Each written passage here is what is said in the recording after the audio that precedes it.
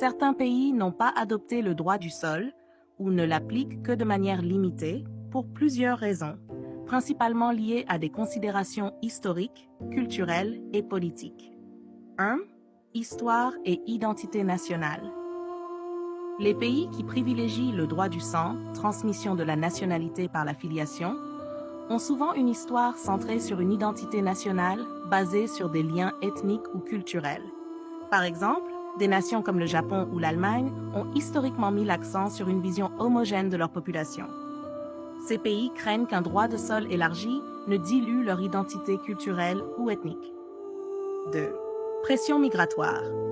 Dans des contextes de migration importante, certains pays craignent que le droit du sol attire davantage de migrants.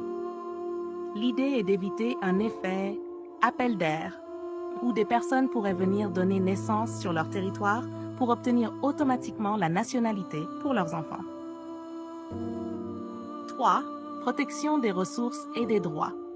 Certains États estiment qu'élargir la nationalité à des enfants nés de parents étrangers pourrait surcharger leur système éducatif, de santé ou sociaux. En conséquence, ils limitent l'accès à la citoyenneté pour mieux gérer leurs ressources. 4. Volonté de contrôler l'immigration. Le droit du sol peut être perçu comme une porte ouverte à une régularisation massive des populations immigrées. Les pays qui souhaitent conserver un contrôle strict sur leurs frontières et leur population préfèrent s'en tenir au droit du sang. 5. Arguments nationalistes ou populistes. Dans certains cas, l'opposition au droit du sol est liée à des mouvements nationalistes ou populistes qui mettent en avant des préoccupations liées à la sécurité, à la souveraineté ou à la pureté de la nation. H6. Contexte légal et constitutionnel.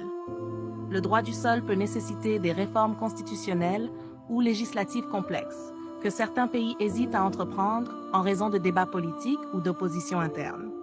En somme, les pays qui n'adoptent pas le droit du sol priorisent souvent une vision restrictive et conservatrice de la citoyenneté, fondée sur l'histoire et les réalités sociopolitiques locales.